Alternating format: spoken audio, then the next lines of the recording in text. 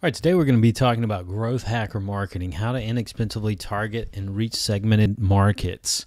This comes from our recent February marketing meetup. Unfortunately, due to the video quality or the lighting quality, I didn't want to post that. So what I wanted to do is go ahead and re-record this into just a screencast video covering some of the highlights that we hit in the group. Unfortunately, we won't have all the feedback that we had from the meetup, which is really good to have during a live meetup, but I will be covering, hitting on some of the highlights, specifically as it relates to targeting niche segmented markets through targeting influencers. And then also we're going to get into content marketing, and we're going to lay out a blueprint for you in getting started with marketing your content. If you're thinking about podcasting, whether it's blogging, podcasting, video marketing, this is going to relate specifically to podcasting,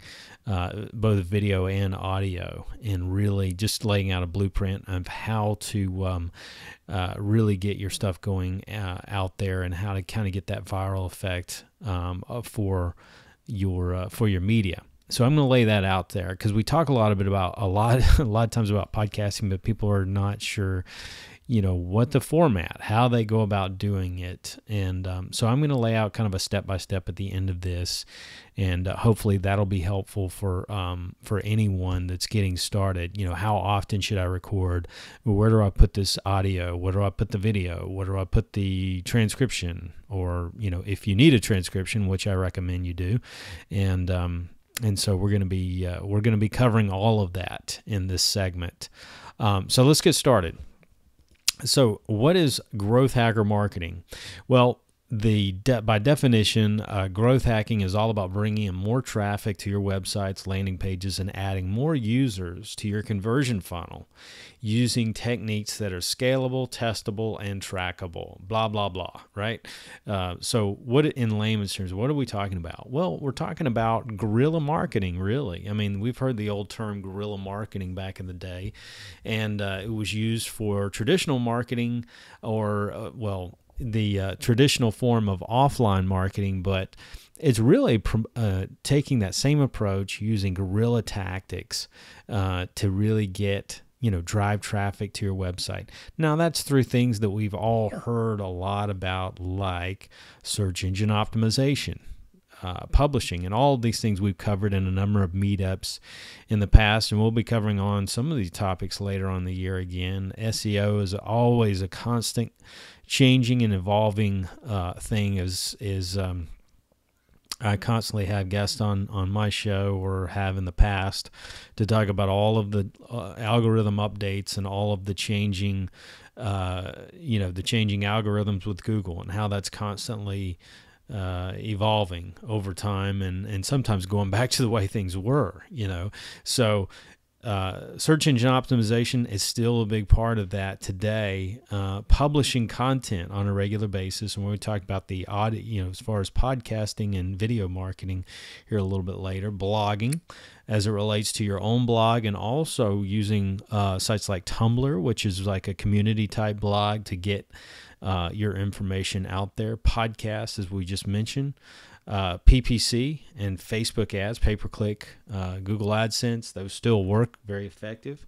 They're a little more expensive than Facebook ads, which we've covered in past meetups, how to effectively use Facebook ads to market your business. And we'll be covering, guys, kind of skimming over the top of that, something that we've covered months back. We went into a lot more detail. So if you need some of the past meetup groups that we've covered specifically on getting into Facebook advertising, we went into kind of in-depth into that back last year on using repurposing, and then also using Facebook advertising to target specific landing pages and get people to those landing pages and how to convert those. We cover that in detail. Facebook and LinkedIn groups, sometimes overlooked big time with LinkedIn groups, and I'm finding that LinkedIn groups are a huge a great platform to utilize, especially if you're in the B2B marketing. If you're already on LinkedIn, LinkedIn groups are a fantastic way. Just talked to my buddy David Dutton, most of you know, and he's using a lot of doing a lot of LinkedIn groups now, and is having some success with that. So I think that that's definitely a place. Facebook groups, you can create a Facebook group on just about anything that you can think of, any niche, and you're going to find that. There's you're going to find people that want to join. I mean, you name it. I've found Facebook groups on just about anything under the under God's green earth, and you can find groups and niches and community groups out there. Pretty easy to get started and tap into and become a part of. And those are kind of slow growth ways to build your influence and market online. The really fast are the immediates. Talking about advertising, paid advertising, are kind of more the immediate. The search engine optimization and joining the LinkedIn groups and things like that. Those are not your immediate.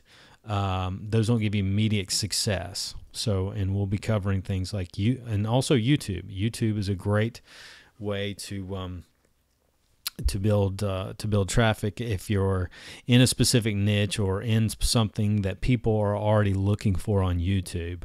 There's ways to tap into that, and we've covered YouTube marketing and video marketing in past meetups, and just how to do that, how to kind of use that piggyback effect, or so to speak, of using other products or things that people are already looking for, and really tying that into your own marketing.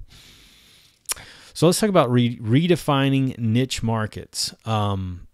Niche markets, all of us think we have a market. All of us in our own businesses think we automatically, when we come to identify, or when somebody asks us who is your target market, what comes to mind? We automatically have who we market to in mind. But a lot of times it's broader than we think. We think, oh, well, this is a targeted niche, but sometimes that's not the case. We come to find that we can get even more narrower in our target marketing, or we can find markets that work well with the market that we're currently that we've currently targeted.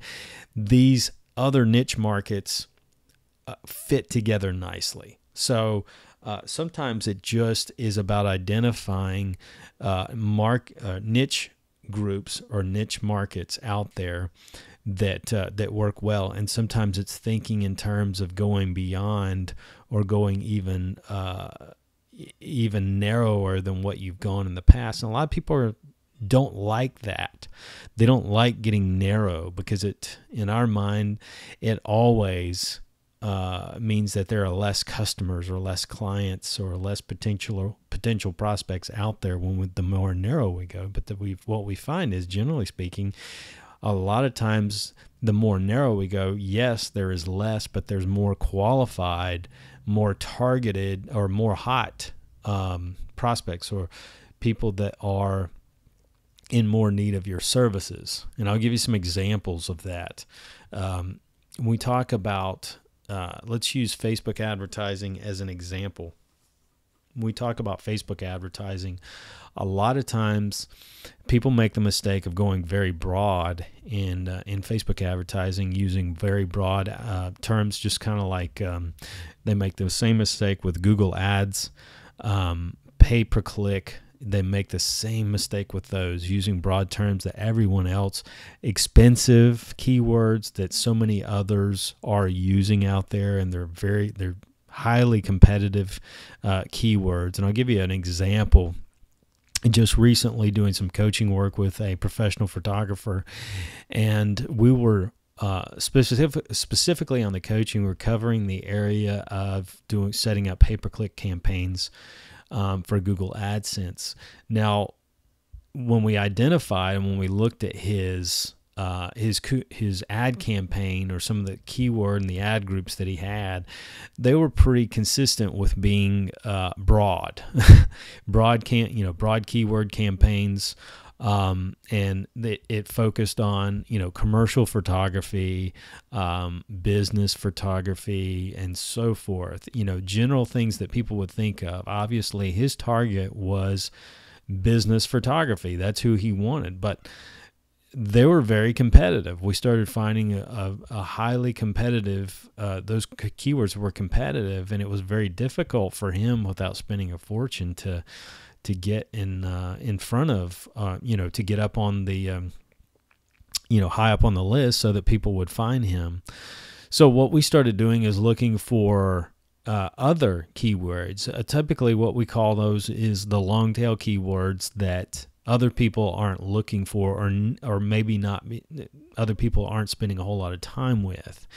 So we came up with other particular keywords related to business photography, and some of those that we have identified are some that he had. We identified some of the niche markets that he worked with. Who are some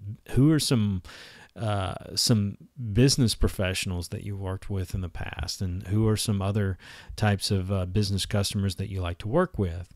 One of those being aerial photography, real estate photography. Those were niches that fit within business and commercial photography.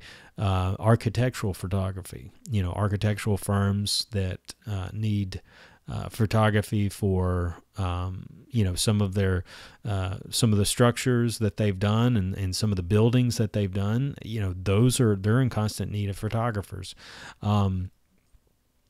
So we could identify other niches within business and commercial instead of just going so broad. We could also identify that headshot photography, instead of just saying business photography, people that are looking for, business professionals that are looking for specific headshot for photographs to put on their websites or their business cards or business promotionals, flyers or campaigns or anything like that.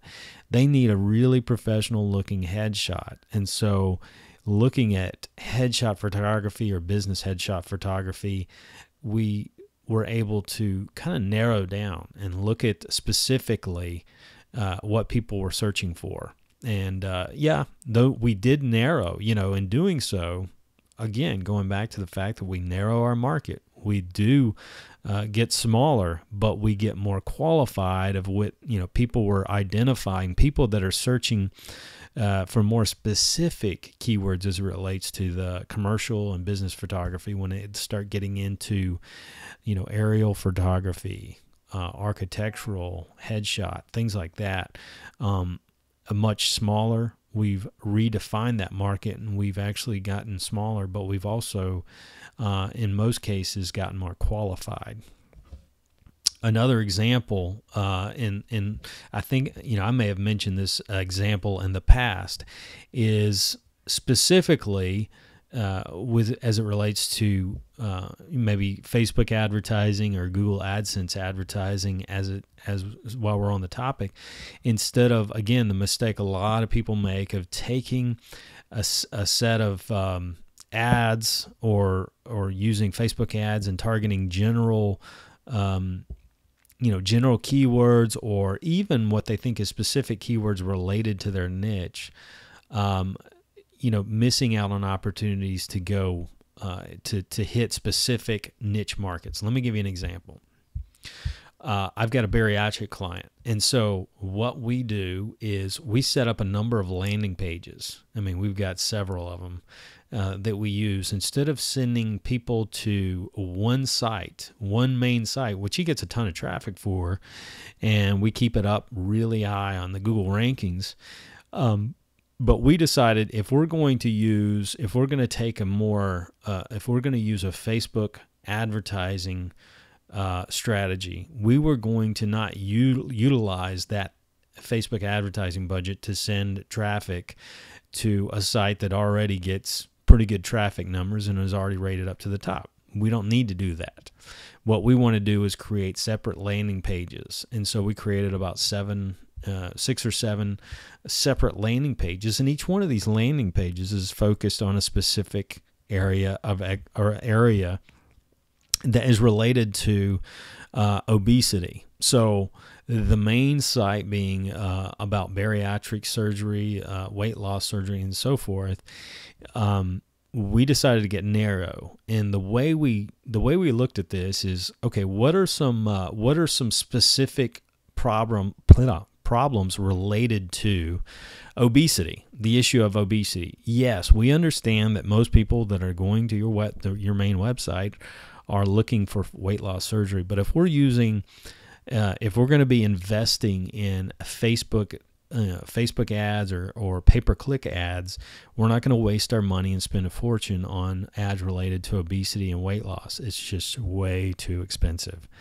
So what we want to do is look at targeted ad groups. We want to look at ads related to specifically problems that stem from being too overweight, carrying way too much weight. So what are some issues with that? Type 2 diabetes. We've also got problems with hypertension. We've got women have issues with infertility. It's a big issue with women who are overweight have infertility issues. Also, sleep apnea is a big problem. People that have sleep apnea issues, that doesn't mean they're always overweight, but a lot of times, many times it's a result of carrying too much weight when they have sleep apnea problems. And it could really be solved by just eliminating the weight. So, one of the things we did is let's target these specific markets, because each of these is a segmented, each of these is stems from the problem of obesity. So what we would do is create landing pages, separate landing pages for each one. So we'd have a landing page 1, landing page 2, landing page 3. And like I said, we had about 6 or 7, probably about 7 landing pages, each one focusing on a specific area. One landing page being for diabetes, people that were suffering from diabetes, another landing page for infertility, women that were dealing with infertility, and then so forth, sleep apnea. Each one of these landing pages, we would have our client produce, we'd produce a video, and it would just be a landing page that gave them a free report specifically related to that, or a copy of his best-selling book. So each one of these was focused on that particular issue, but the results was each one of these, the call to action was to get a specific piece of information related to the problem at hand, how they could deal, how they could find out more information on dealing with diabetes through this, through his book or through a specific report that he's put out. And so we would feed specific ad groups, specific ads targeting diabetes, targeting each one of these problems, and send them specifically to that landing page. And so what we would do, set up separate ad campaigns using a lot of you may be familiar with Infusionsoft campaigns. Infusionsoft is great when you're setting up lists and you're setting up groups, marketing groups in marketing funnels. But each one of these, we had a marketing funnel. Each one of these was its own separate marketing funnel. So we could test, we could find out, through the Facebook ads and also through PPC, we could find out where, how these ads were converting, how these leads were converting to each one of these pages. And it gave us some really good, it's been very effective, and it gives us some really good information because we can tell, we can track our ads for each one of these landing pages that we set up.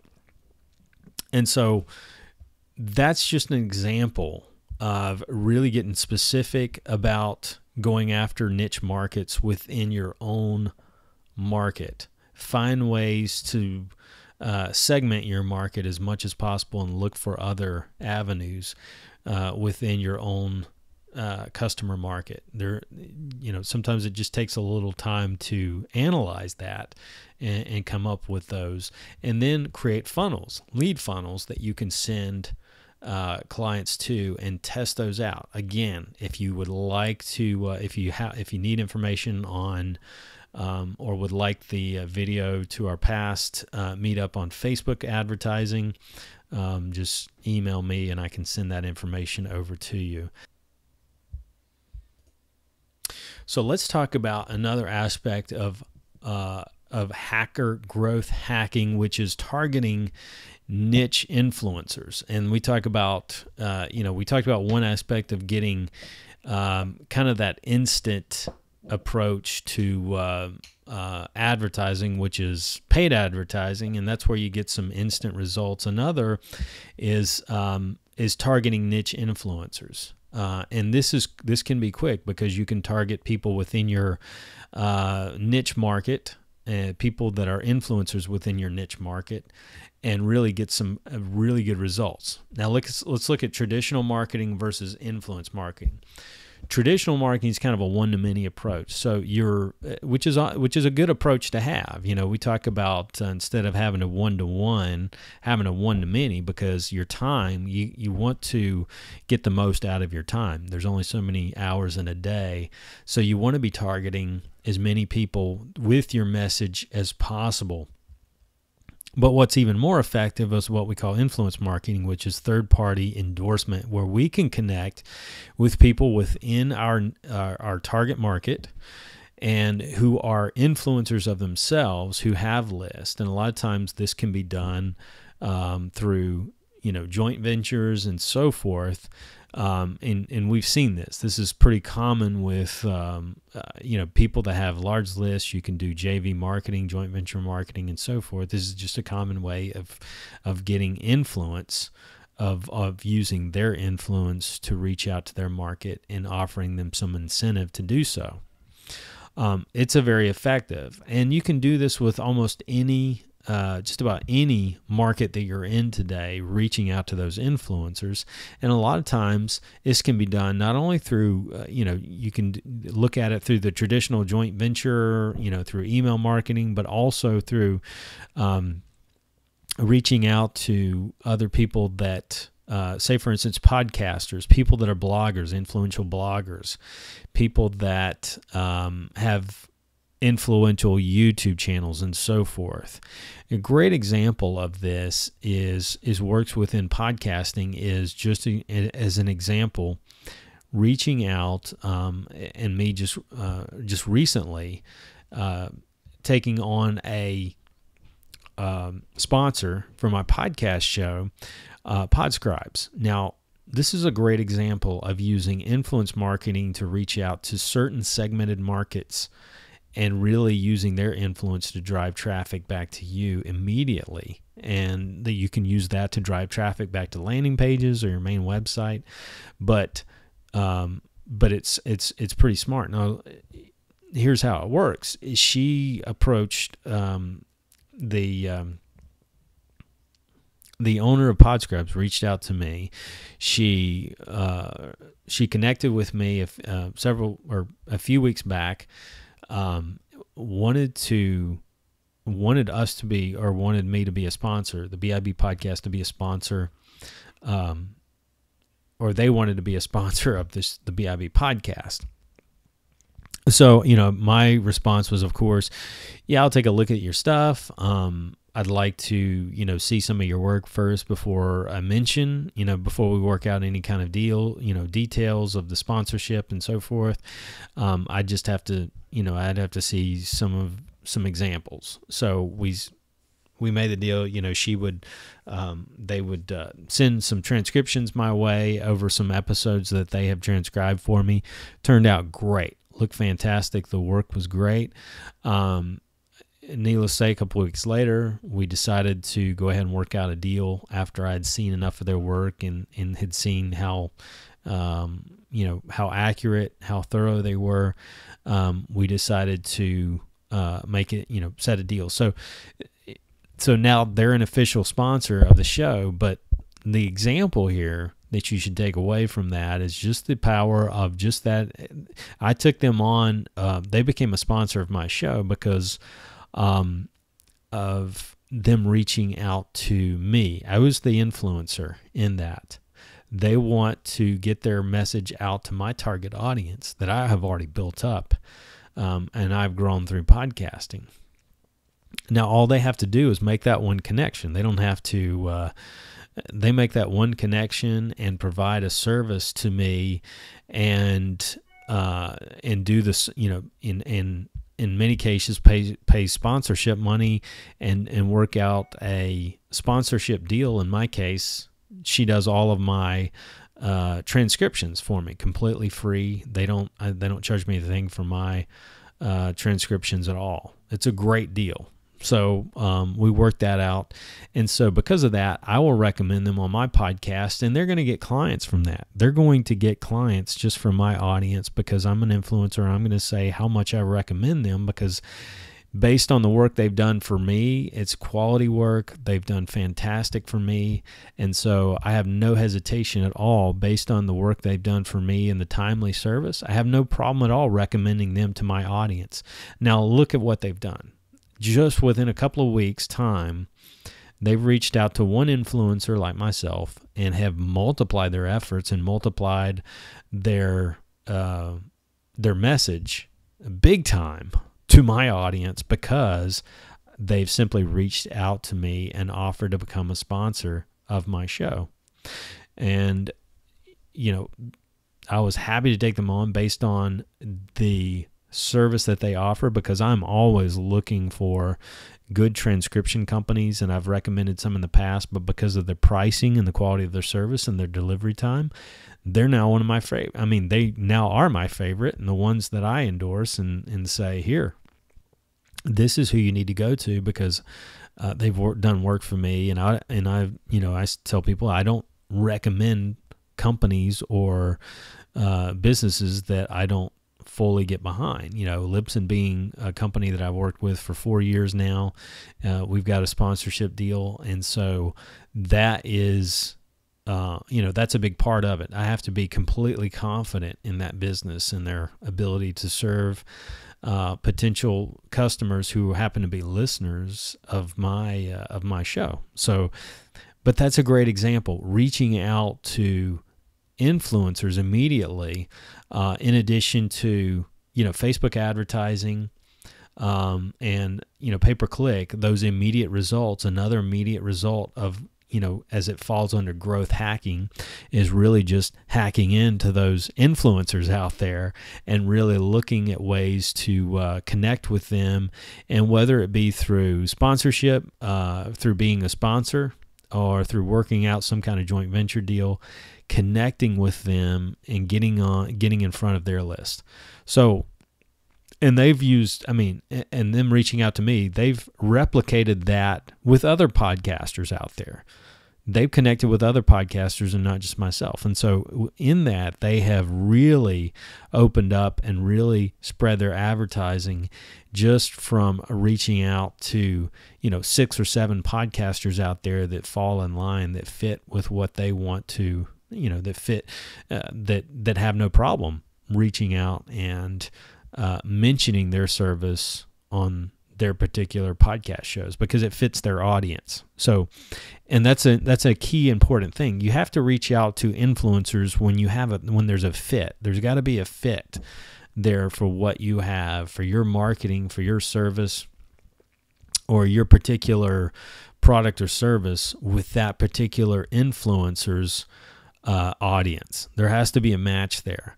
For me, or for Podscribes, it was an easy match because I'm always talking about the benefit of transcribing your content, repurposing content, and so forth on my podcast show. So it made sense. I was a natural fit for them to target and for them to influencers. So who are today's target influencers that we need to connect with and look at? Well, we can look at bloggers and authors. It's so easy to get in front of, to Google search certain bloggers. We can find bloggers and we can look at their reputation. Pretty easy to find bloggers because you can always look at the history of a blogger, how recently they've been blogging, how long they've been blogging. You can look at the website rankings, and you can tell. You can look at find authors on Amazon. You can find authors that have written books in your area of expertise, or within the area of expertise that you want to influence. You can find those.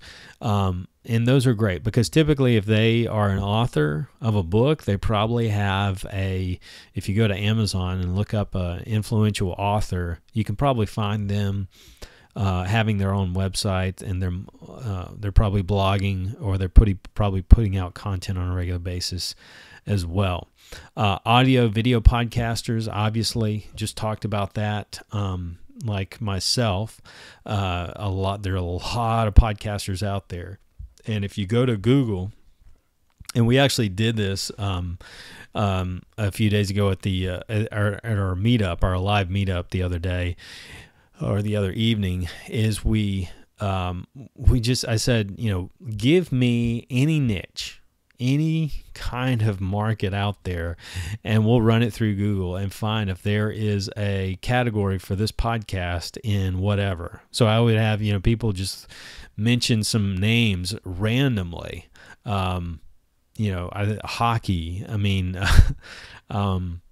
you name it, organic gardening. That's, for a podcast. You bet it. We found it. Every time someone mentioned a particular topic, we were able to find a podcast on it. Now, does that mean every one of those podcasts are going to be natural fits? Because some of those really aren't relevant, but sometimes you can find some really influential podcasts out there just by doing a Google search and using whatever name plus podcast, or whatever your niche market or name that you want to insert plus blogging and so forth. You can do the same with social media groups, Facebook and LinkedIn. You can literally get on Facebook, do a search for any kind of group that you want to connect with and get involved in, and jump in. Same with LinkedIn. If you're B2B, if you're a B2B market, LinkedIn groups are fantastic. You can join all kinds of LinkedIn groups within your area of expertise or within your target market, and really build your influence there, or just creating your own LinkedIn group. And that's a heck of a way to build your influence and to grow. There are businesses out there that are currently building their business. If they're especially in business-to-business marketing, they are having enormous success with LinkedIn in creating a LinkedIn group and really building their influence within that group.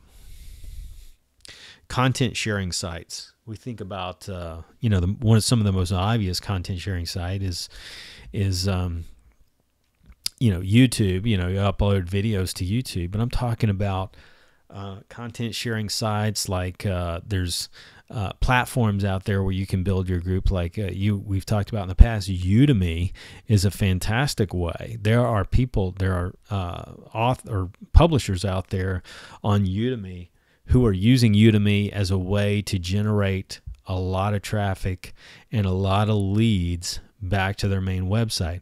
They may not be making a ton of money, because the problem with making a lot of money on Udemy is Udemy takes a huge percentage, especially for any traffic they drive. They take about a 50% cut of anything that you charge if you're creating any kind of paid content, paid training, video training, or anything like that. But the benefit to that, or the side benefit, is that you can use Udemy's platform, that people are going there for education training, and create some really good video training information that you want to put out there at a very small fee or almost no cost. And I've had this with a client of mine who is a consulting client, and he is in a very niche market where he's in the automotive consulting. He consults with a lot of automotive manufacturers and other manufacturers related to automotive parts and so forth. And so he he puts on specific training courses and does on-site consulting in specific areas that most people are not familiar with unless they have been in automotive manufacturing in the past. Well, he used to use Udemy. We put some, I encouraged him to, one place is to share some of his content, his training that he doesn't mind giving away for free. He has paid training, but he also has some training that he will give away for free, some webinar material. And what we did was created that, upload it to Udemy, put that up on the site. And he's gotten people that have gone through his course, and those are potential leads because he's able to get those back to his website. They can sign up for more. They can find him and get on his list for more information, for more paid training courses that he has. But it's kind of like offering the free content, and that kind of gets people to trust him. I mean, they go through his free stuff or either his low-cost stuff that he may have on Udemy, and that's a great way to bring in leads to some of his other more high-priced type training and consulting programs. And these are people that are already very good leads that are coming because they're looking for specific training related to his niche. And so these are people that are typically engineers within the automotive manufacturing, or they work in that field in some capacity. App developers. App developers are a great influencers today, people that are creating apps, you name it. You can partner with those people that are creating apps, and a great example is, again, a client of mine who's publishing an upcoming book in the area of weight loss. And it's kind of, I mean, you think, oh, weight loss. Yeah, exactly. But changing, specifically the book is on how we should be changing our eating habits, and specifically why it's not the diets, or it's not whatever diet that we're doing that works. It's really how to change our mindset and develop proper eating habits. And so what he's doing is working with an app developer on developing a app that's related to exactly his upcoming book. So he's partnering with this app development company, and they're going to be releasing an app along the same time that his book comes out that works well. And it's an app that basically works well with both the iPhone and the Android phone, and it helps you when you're at the grocery store and you're looking at different foods. It's basically an app that can help you look up things or look up the nutrition value of certain foods and so forth, without going into a whole lot of detail. But it works nicely. I mean, it works nicely with his upcoming book, and he's partnered with them to put it out there. And so they're going to be the main developers, and they're going to be putting it out, and they've already got, they've got a platform in place. And so it's a great connection or relationship to build with this particular company, because they have a vested interest in getting this particular app out there. Also, he's got a vested interest, so it's a great one-to-one relationship, because what he's able to do is they're developing the app, the platform, and he's private labeling the app. So it's going to be a great. Hopefully, they hope. I guess what they hope is it'd be a great way to a great win-win relationship on both fronts. So, how to find influencers to connect with? Well, you can Google topics to find blog, podcast apps. As I just mentioned, we did that. That was part of the thing that we did at our meetup. We were Googling experts and blog experts, podcast experts on particular niche topics. You can search Facebook and LinkedIn for niche groups. Again, going back to if you're in B2B marketing, LinkedIn is a very good area for getting into specific groups. I don't care what industry you're in, LinkedIn works really well if you're in B2B. use PR sites like Helper Reporter. I'm a big fan of Helper Reporter. It's been one of the main ways that I've grown my my podcast site over the years. Now it's funny, just over the last couple of months, one of the things that is a staple for Helper Reporter is that you must have, any website or podcast or blog site or anyone that uses our service has to have a PR rank not PR, but have a Alexa ranking of under 1 million. And so what happened to my site back in December, I took some time off because I had a lot of things going.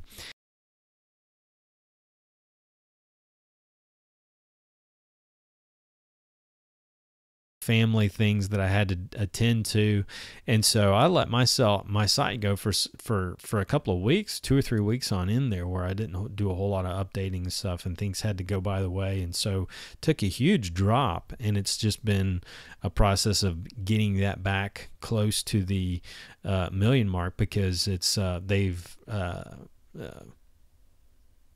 Alexa's recently changed their algorithm so that it's they've changed their algorithm a bit, and I think that's influenced that a bit. And plus, taking some time off really took a hit, which is unusual because my site traffic has stayed the same, if not grown. But Alexa has recently changed their algorithm, so in order to get it back up to using it for Helper Reporter, you got to get that Alexa ranking back up. But I've used them for about 2 years now in building my podcast site and finding experts, and that's a great way to connect with experts in the field.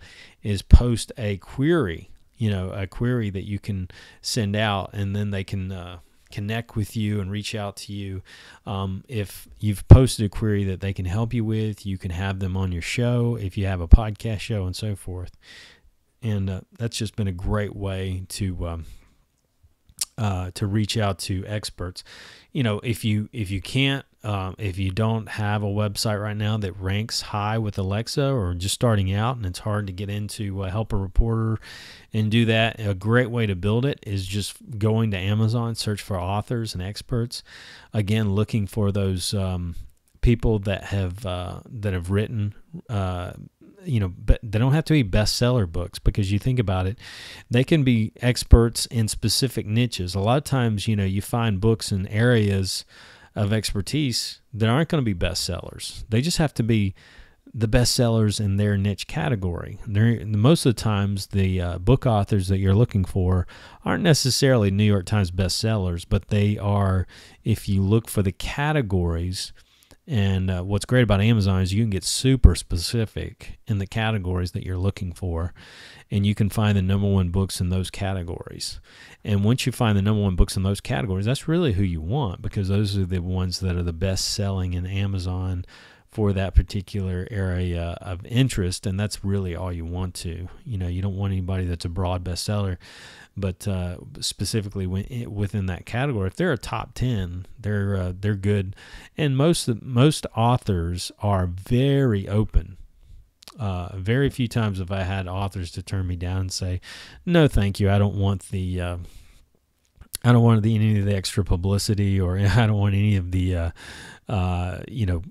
coming on a podcast." They're craving that. They're always looking for ways to get the word out about their book, and I don't care how popular. I've had people that are very popular authors and well-known authors that have come on my podcast in the past, and it's and these are people that have been on Fox Business and just major news outlets. You're thinking, okay, you've been on the Today Show, or you've been on Fox Business Channel and so forth.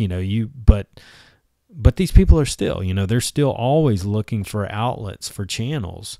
And what you find is sometimes the most influential markets are the niche markets. A lot of times you find that a lot of these authors that go on these enormous shows, they go on Today Show and these large morning programs or anything like that to talk about their book, they're being blasted out to such a large audience that it really doesn't create a huge, other than just having that recognition of being on the Today Show and saying, so-and-so was on the Today Show. It's really that those particular interviews with those big name media programs don't produce a whole lot of results in and of themselves. It's really the recognition of just being on that show.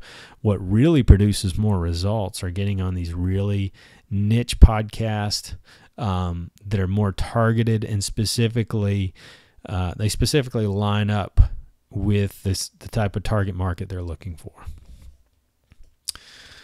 So let's talk about now content marketing, growth hacking and content marketing, because we want to have a balanced approach to this, because part of it's reaching out to other people that we can influence. And then there's another part of it, which is content marketing. We got to spend a lot of time.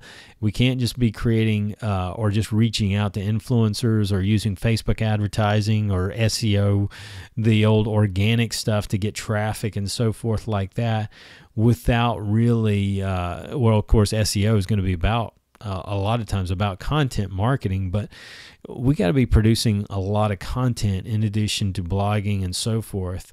So you really, in this day and age, you really should get comfortable creating content in your area of expertise, getting out there, producing videos, audio content, and really get familiar and comfortable with the whole idea of repurposing content on a regular basis.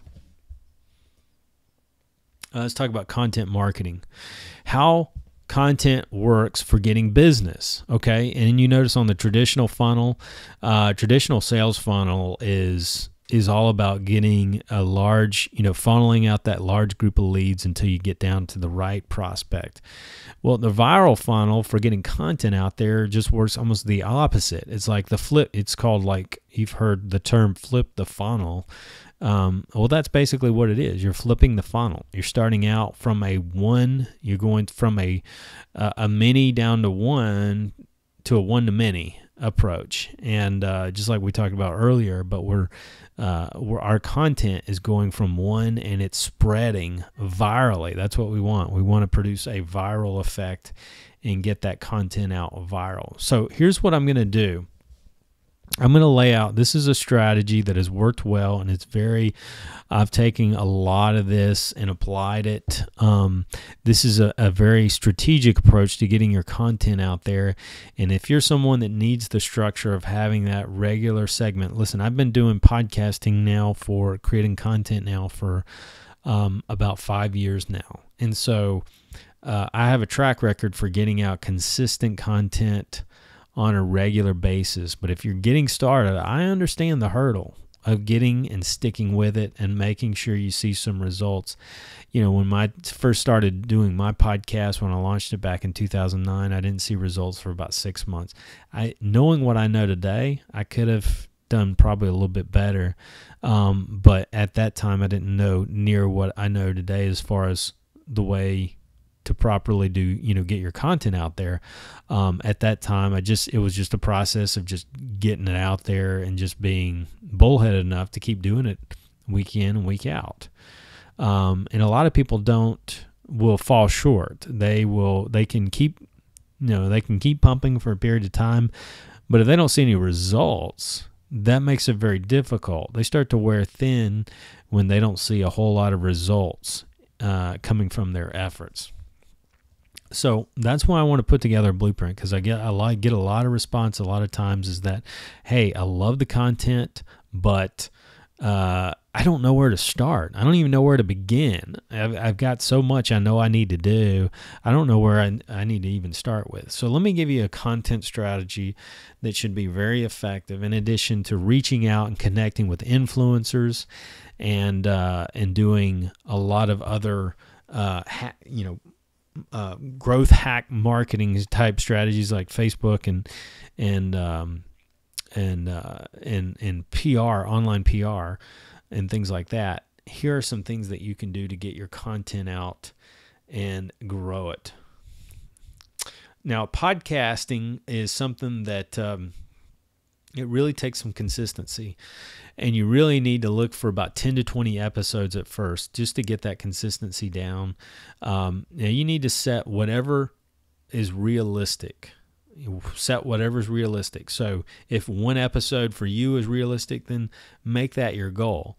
If 2 episodes are realistic, hey, that's even better. But make sure your goal is realistic, and do not set some unrealistic goal. I'm going to get out 5 to 6 episodes a week, and I'm going to do it every day. Now, there's some podcasters out there that can do that. There's some podcasters out there that can create content and get an episode out there every day. But for a lot of people, that's not very realistic. So you got to start in areas, because the one thing that trips up so many people and why they fall short over time is because they set unrealistic expectations, and they realize they can't attain or they can't achieve those expectations. And what happens is they fizzle out. They get discouraged, and they're no longer able to keep up. So, that's something that you got to do. It's very important that you make it realistic enough. And if that's starting out 1 to 2 episodes a week, I think that's where you need to start with. And if it doesn't have, there's no specific, people ask me all the time, is there a specific length that my podcast should be? No, just make it, as long as you're getting your content out there on a regular basis and it's good content and you get to the point and your message is clear, concise, and it's good, then that should be good.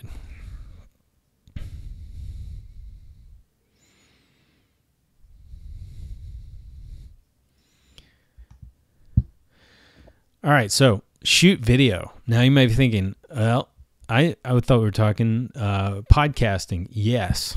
Here's what you should do. If you're getting started, get as much content as you can out there. And there's something that we call, we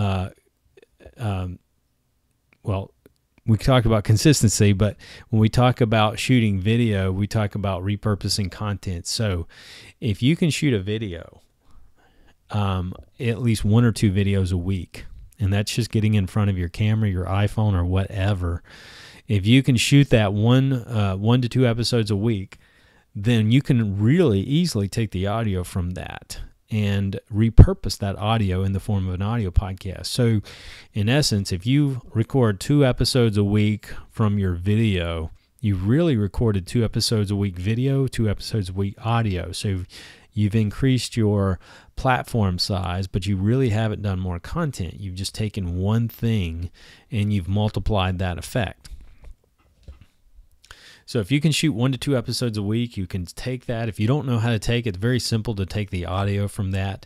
There's a simple way. If you do a Google search for YouTube MP3 converter, if you just type that in, there's an online converter download that basically lets you go to your YouTube videos that you've uploaded and download the MP3 file from that. So that's pretty easy. I mean, once you upload it to YouTube, then you can download the audio MP3 just by Google searching that, and then you can download that MP3. Then use that MP3 to upload to Libsyn, which is who I use for audio hosting. Now, here's something important, and a lot of people don't realize this or forget sometimes. If you're creating video, you want to capture thumbnails of the video, and this works not only for your YouTube channel, but also for your Facebook marketing. Because once you create this content strategy, you definitely want to have a Facebook page. So here's what you do. You want to create like a 720.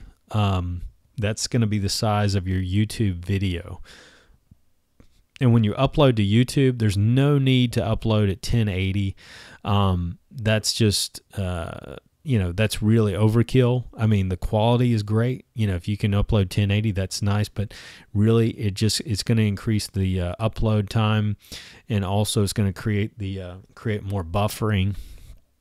So at this time, I just upload high definition 720 pixel 720 video, and then what you want to do is create a video or a picture for that's going to be 720 pixels wide for that YouTube. The reason being is you upload a video to YouTube, it automatically is going to give you about 3 selections that it freezes that particular video, and none of those look really great. What you want to do is create your own video picture image that you can upload, and once you create a YouTube channel, you'll have the option to go in there and add your own custom image for that particular video. So what I like to do sometimes is add custom image and add some font that really stands out that people can read on the video, and just tell what that episode's about. And that really sometimes pops. People can see that and they'll know exactly what that's about. But make sure you have an image for the YouTube video, and then have one for your Facebook page. Both of these can be the same, but just need to be resized. One that's at 600 pixels, and then one that's at 720 for YouTube.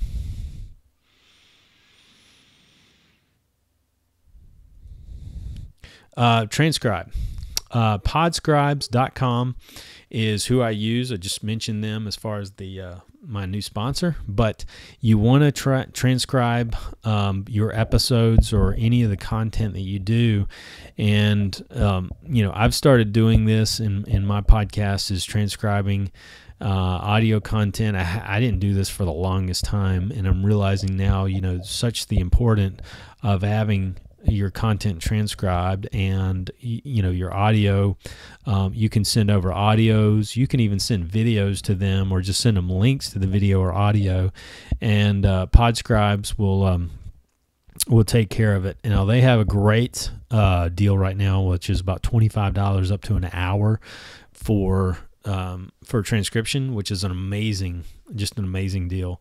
And that's one of the best deals that I've found, and you can have that done, and that's usually about a 2 day lead time. If you need a rush delivery, I think it's like $30. Just for an extra $5, you can get a 1-day rush, and that's fantastic. So you can get, and that's the best deal. I've worked with other transcription services in the past, like WeScribe It is a company I've used in the past, but they were twice as much, for about the same time length of audio recording, and they would always charge more. If I had a guest interview on my podcast, they would charge double the rate for 2 people to be on the show, because they were transcribing for 2 people. They were doing a transcription with 2 people on the line, so it would cost more for 2 than it would for just just you recording yourself, which I always found interesting, but not the case with Podscribes. It is the same rate if it's just you yourself, or if you've got a guest on, and that's why I really like them. And the very accurate transcriptions. I'm really a big fan of them. Use Libsyn for audio hosting. I've used Libsyn for over 4 years, and they're, again, another sponsor of my show. But they're for good reason. I've come to rely on them for hosting audio content for not only my audio podcast, but for any audio products or anything like that are that I need some hosting for, and that I want to get up onto a download page. You want to post your video. If you're recording the video using just your iPhone, I recommend, if you're starting out, you don't need any kind of fancy video equipment or anything. You can use your iPhone. You can set it up in an area. Particularly if you've got it's great if you got some good lighting. I would suggest having maybe some good lighting in an area. It's very easy to set up a green screen. You can buy what they call them, the Cowboy Studios, but you don't even have to have that. You can, when I first started recording video years before, I had a kind of a video studio set in my garage with the lights and everything. What I did was get, you can go down to your, just any, office supply store and get green poster board or green, it's not really green. It's like a green cardboard type material, or green poster board works too. But and piece that together. It works. It works. Believe me. You can get green duct tape. You go down to the Target or even Dollar General or something like that and get green duct tape that you can tape the seams. Get some green poster board, tape the seams together, and that works just fine. As long as the background is green and your lighting is good, you shouldn't have a problem. Lighting is going to be the important thing, but if you don't have to spend a fortune on lights either. You can do some really good stuff with lighting at getting some lights from Home Depot or something like that. Some of those work lights. Now the thing about it is those do get a little warm, but they're not the soft light. They're a little warm, and I've used them in the past for doing video. In fact, I've used them in the past for doing video on some information type products, and they work just fine. So, but you use what you have. You can do some instant guerrilla video. You can use the natural light if you're next to a window. Something like that, you can bring that natural light in during the day, and you don't need any lighting whatsoever. Create a blog post with the YouTube video embedded.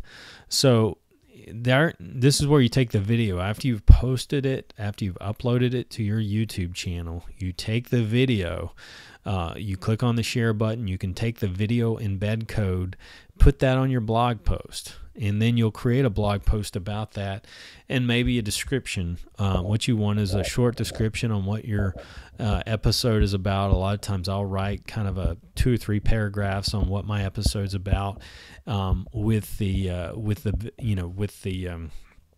audio or video embedded on my website.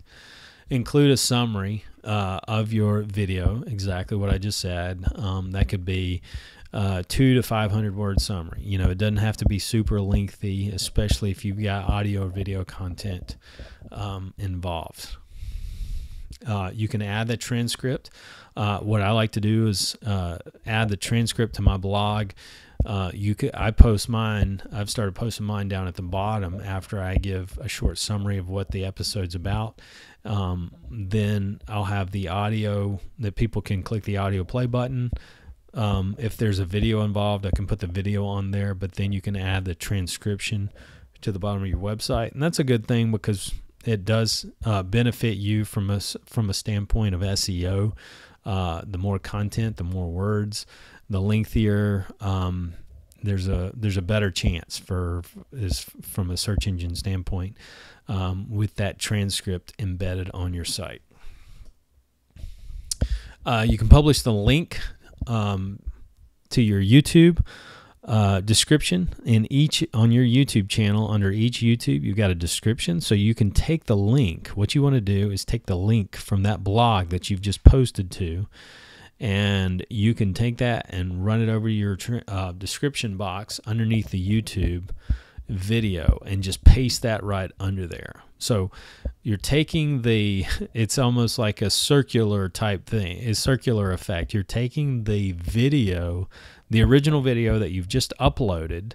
You haven't added any descriptions yet or anything like that. You just made it. In fact, there's probably a good practice not even to make it public. You can set it before you upload a video. You can set it to private so that it's not listed. No one can find it. And then you can, before you list it or make it public, you can just take the video, you can share it on your website, post the description on your blog, then take the link of that particular blog post, and then before you make that YouTube video public, you want to paste the link to that blog post in that YouTube description. You want to post a blog link to your Facebook page with a 200-word summary. And it's recommended, and I've done this a number of times, not every time, but you can do it a number of times, is recommended boost. You can boost one of your Facebook pages or post to those who follow other people. So you can, if you've ever done a Facebook post on one of your Facebook write a summary of your blog or your podcast page episode that week, you can write a quick summary, and then you can shoot out a boost, and you can make it. I've done as $5, $10, $20, even gone up to in some cases you can send it out to 80. You can do about $80. An $80 boost. I don't do an $80 boost very often, but if you can do a $20 boost, that's pretty effective, especially for certain posts that you think are going to get some feedback or that you've already gotten some feedback on. Here's a recommendation, and this is not a must, but you can create 7 images for the week and post those on social media sites like Facebook, like your Facebook page and Twitter, with a link to the blog.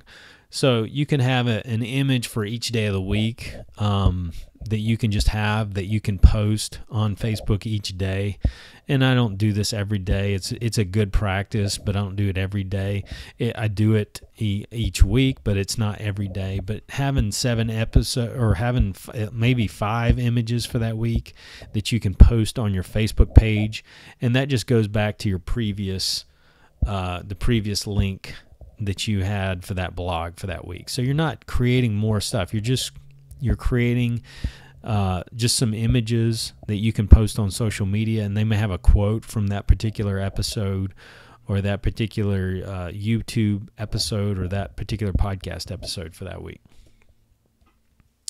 Another recommendation is post the link to audio and video. Post the link of the audio and video content on Huffington Post and LinkedIn.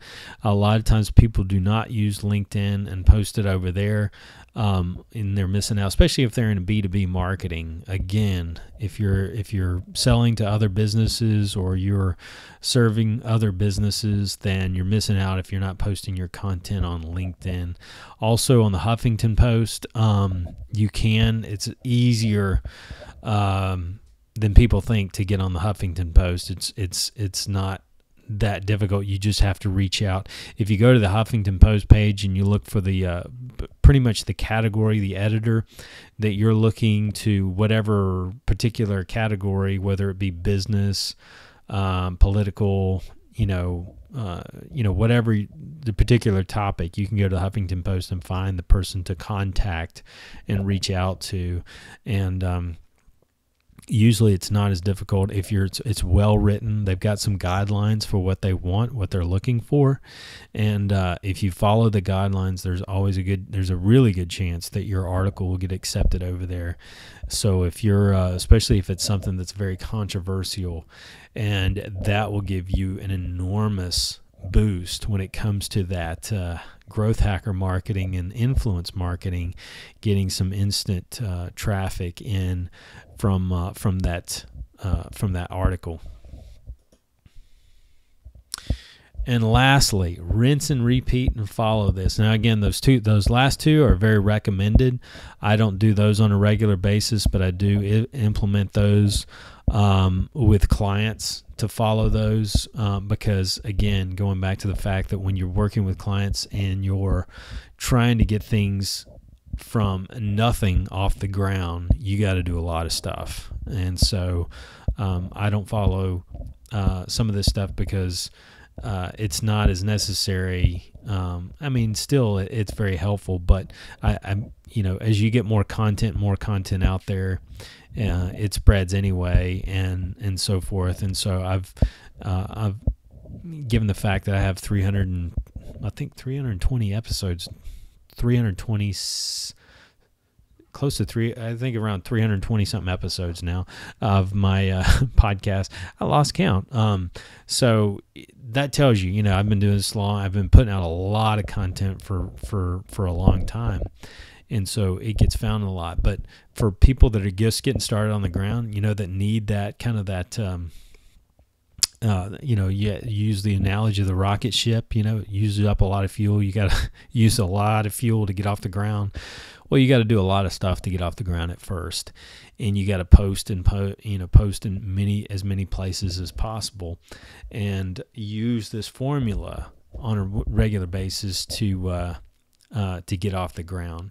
And so if you can repurpose your content and start with video, I highly recommend that.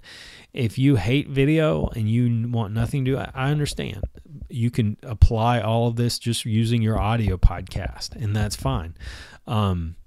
You could just go audio only, but the great thing about adding audio with video is that you create it one time with your video, or if you're already recording into a mic, you can use a webcam or something like that to pick that up and get that created and sent out there.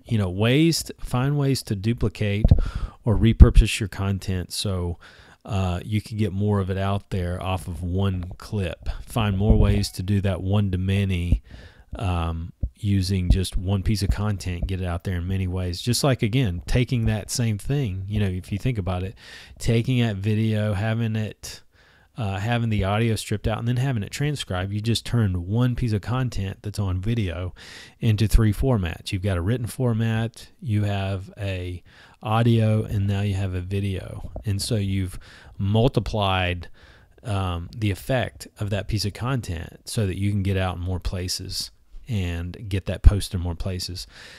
Get that post on your blog, get that out on iTunes, get it up on YouTube, get it on other video sharing sites like Vimeo, Vidler, all of those other video sharing sites.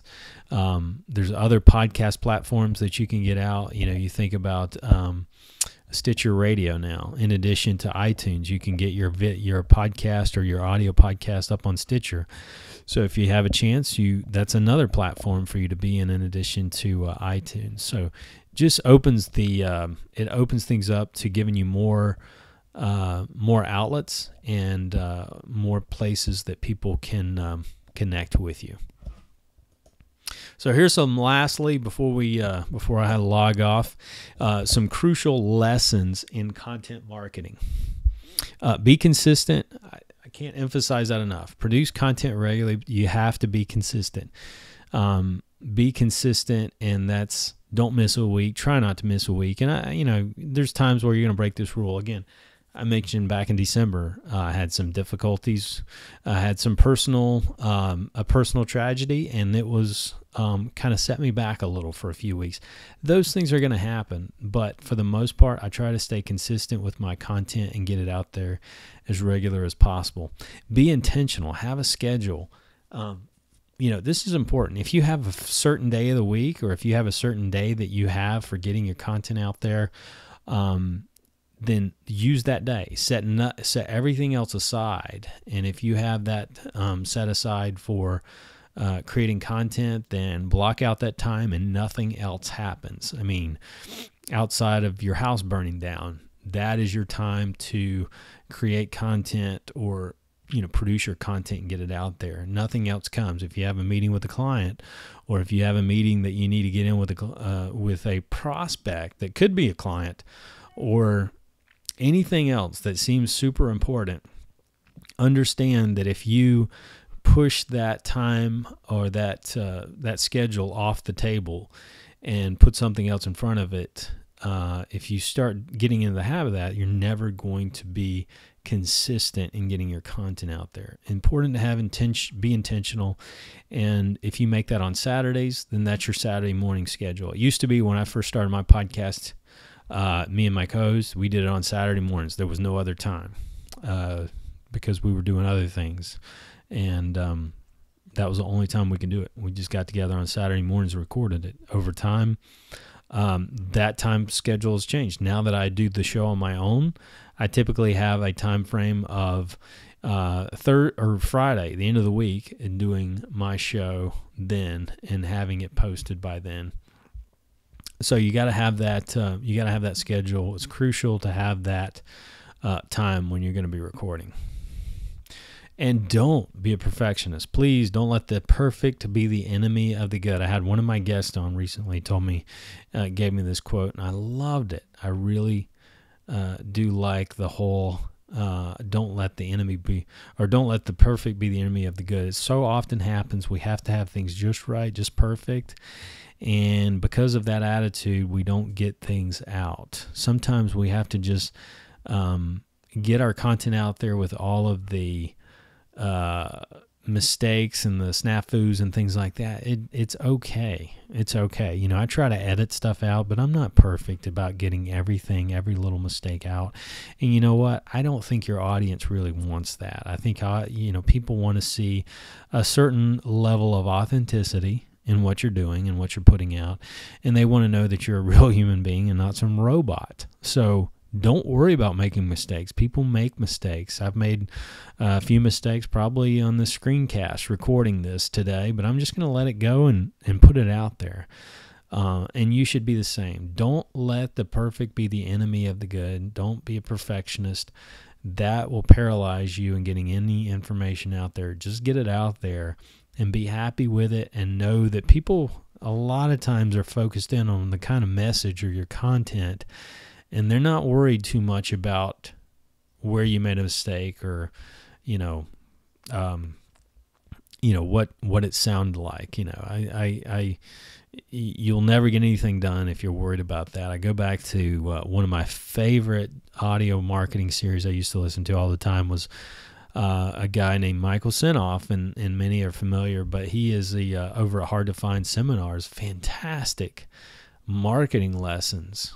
And I used to listen to those, but the audio quality stinks. I mean, it sounds awful. It really does. It sounds like he's talking, he's on one end of a phone, a bad phone, and somebody's on the other end. And the audio quality is not great, but I tell you, the marketing messages or the information and the stories that were shared on those marketing messages were just golden. And I don't care. I can overlook some of the audio imperfections if the content is good. And a lot of people, most people, will have that same mindset. So don't be a perfectionist. It'll cripple you. Get over that. It's good enough. It's good enough. And if your message is good, people will like it. Just get it out there. Well, that concludes everything. And if you do have questions, you can reach me over at Jonathan at Buzz Mountain Marketing and Media. If you have questions, you can reach me there or at my podcast over at my podcast site at info@bfbpodcast.com if you have questions. Thanks so much. Have a blessed week. Take care, and we'll talk to you soon.